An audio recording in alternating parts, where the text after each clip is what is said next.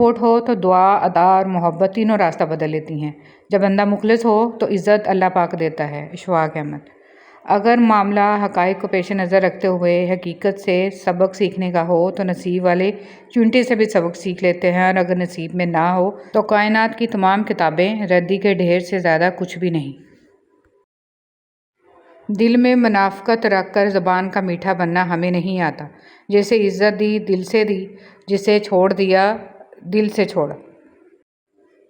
Hitler نے کہا جنگ محبت سے بہتر ہے، کیونکہ جنگ کے آخر میں تم زندہ رہتے ہو یا مر جاتے ہو، لیکن محبت کے آخر میں تم نہ تو مرتے ہو نہ جیتے ہو۔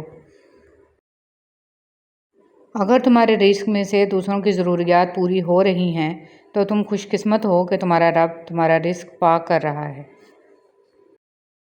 مضبوط تو وہ لوگ ہیں جو رونے کے بعد اپنے آپ کو خود سمجھائے اللہ ہے نا، سب ٹھیک ہو جائے گا۔ میری ماں مجھ کو معاف کرتی رہتی تھی میرے رب کی طرح، یا مالک یوم الدین، تو میری ماں کو معاف فرما قبر میں بھی اور حشر میں بھی۔ رسول صلی اللہ علیہ وسلم نے فرمایا جنتیوں کی کل 120 صفیں ہوں گی، ان میں سے 80 صفیں صرف میری امت کی ہوں گی۔ رسول صلی اللہ علیہ وسلم نے فرمایا ہر دن صبح 2 فرشتے اترتے ہیں، ان میں سے ایک دعا کرتے ہوئے کہتا ہے اے اللہ خرچ کرنے والے کو بہتر بدل عطا فرما، اور دوسرا التجا کرتا ہے اے اللہ جو خرچ نہ کرے اس کا مال تلف فرما دے۔ ہر انسان اپنی جگہ کسی نہ کسی کو کچھ سکھا رہا ہوتا ہے، اس لیے کوشش کریں کہ لوگ آپ سے بہترین عمل ہی سیکھیں، بدترین نہ سیکھیں، خیر سیکھیں شر نہ سیکھیں، بھلائی سیکھیں برائی نہ سیکھیں۔ خاموشی سب سے زیادہ آسان اور بہت زیادہ نفع بخش عادت ہے۔ اللہ اے مالک کن فیکون سب کی مشکلیں آسان فرما دے، آمین ثم آمین۔ عزت پانے کے لیے عزت کرنا پڑتی ہے۔ مصروفیت بہت ضروری ہے، آپ مسرور ہوں یا مغموم، تکلیف اور تردد سے بچنے کا واحد طریقہ یہ ہے کہ آپ کو کبھی فارغ نہیں رہنا چاہیے۔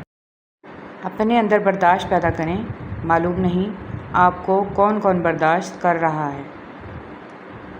نفرت انسان کا بنایا ہوا ذاتی مسئلہ ہے، ورنہ قدرت تو محبت کا درس دیتی ہے۔ نہ کردہ پر تبصرہ کرنا تہمت اور بہتان کہلاتا ہے، اور کردہ پر تبصرہ کرنا غیبت کہلاتا ہے۔ اللہ پاک ہم سب کو تہمت، بہتان اور غیبت سے بچائے، آمین ثم آمین۔ معاشرے میں تبدیلی تبھی ممکن ہے جب ہر شخص اپنی اصلاح میں لگ جائے۔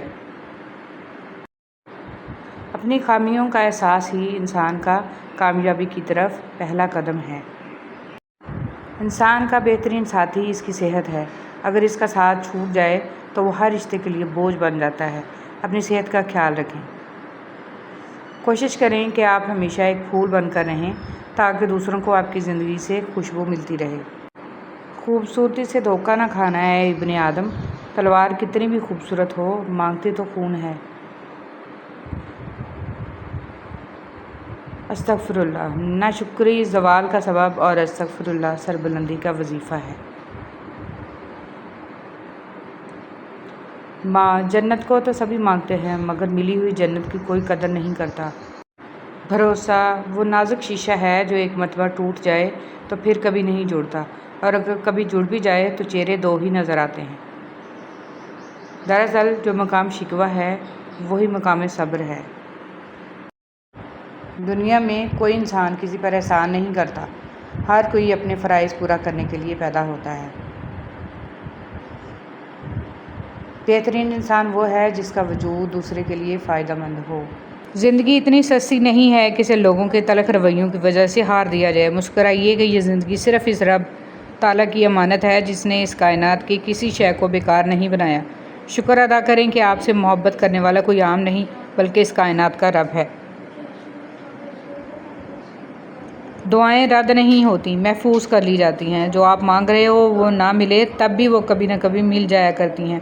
آپ کے ہاتھ خالی نہیں لوٹائے جاتے، تو تم صبر کرو، بے شک اللہ کا وعدہ سچا ہے۔ سوچ سمجھ کر بولا کریں۔ رسول صلی اللہ علیہ وسلم نے ارشاد فرمایا بندہ کوئی ایسا کلمہ کہہ دیتا ہے کہ اس کا نقصان نہیں سمجھتا، جبکہ اس کی وجہ سے وہ دوزخ میں اتنی دور جا گرتا ہے کہ جتنا مشرق اور مغرب کے درمیان فاصلہ ہے۔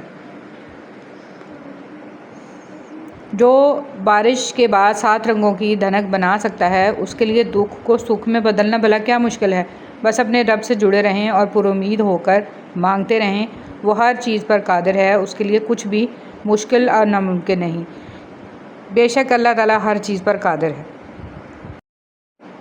تنہائی میں موبائل کی اسکرین زلیخا کی طرح ہے جو ہر انسان کو کہتی ہے آجا گناہ کر لے، لیکن اے نوجوان، تو سنت یوسف ادا کرتے ہوئے کہہ دے معاذ اللہ۔ یہ جو نفس کا جال ہے نا، اس سے محفوظ رہنے کے لیے قدم قدم پر محنت کرنی پڑتی ہے۔ ایک شعوری کوشش سے ساری خواہشات سے دستبردار ہونا پڑتا ہے۔ اپنے آپ کو اللہ کے سامنے جواب دہی کا احساس بار بار دلانا پڑتا ہے۔ جیسے جسم کو روزانہ خوراک چاہیے، بالکل اسی طرح روح کو بھی روزانہ پرورش درکار ہے تاکہ نفس و شیطان کو مات دی جا سکے۔ آپ جب بھی صبح کریں تو یہ عزم ضرور کریں کہ آج کے دن میں نے اپنے خالق کی کوئی نافرمانی نہیں کرنی اور نہ ہی اس کی مخلوق کو اپنے کسی عمل سے تکلیف دینی ہے، اور اپنے دن کا آغاز اللہ کے ذکر سے کیا کر۔ سب کچھ پاس ہو کر بھی اگر بے سکونی ہے تو سمجھ لو تمہارا دل دنیاوی چیزیں نہیں چاہتا، بلکہ وہ اللہ سے جڑنے کے لیے تڑپ رہا ہے۔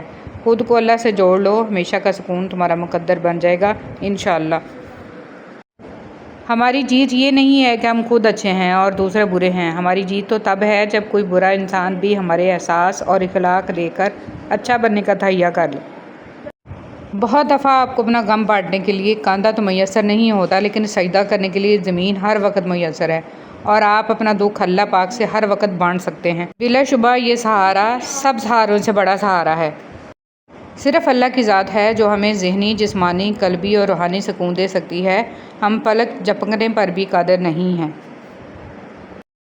مشکلات کا واحد حل صبر و شکر اور دعا ہے۔ اپنے اللہ پر یقین رکھیں اور اپنے آپ کو اس نظام قدرت کے ساتھ چلنے دیں۔ بے شک آپ کا اللہ آپ کو ہر مشکل کے بعد آسانی عطا کرنے والا ہے۔ آپ کا اللہ ہر شے پر قادر ہے۔